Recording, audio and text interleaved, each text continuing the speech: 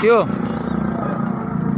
हरियाणा शहर कुंदरी ये नाली का जब पानी बाहर आता है, टाउन कमेटी का बजट नहीं था, उन्होंने बनाया नहीं। मैंने 2 रद्दे लगाए, टाउन का अमला आया, बोला ये 2 ईंट के रद्दे आपने क्यों लगाए, और ये मैंने हटा दिया। सरकार ये 2 रद्दे मैंने इसलिए लगाए थे कि रमजान के महीने में लोग इबादत करते थे, गंदा पानी बाहर आ जाता था।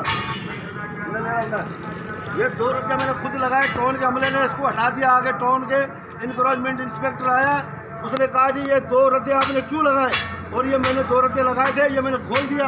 अब ये रोड पे पानी जाएगा, और एलिया ने आसम नगर को मुबारक हो कि ये मैंने लगाया था, मैंने बंद किया था कि रोड पे पानी नहीं आए। टाउन कमेटी का बजट नहीं है और मैंने 2 रद्दे लगा दिए। टाउन के अमले ने ये भी आके हटवा दिया कि ये आपने 2 रद्दे क्यों लगाए, इसको पानी को रोड पे जाना चाहिए ताकि गवर्नमेंट का ठेका मंजूर हो।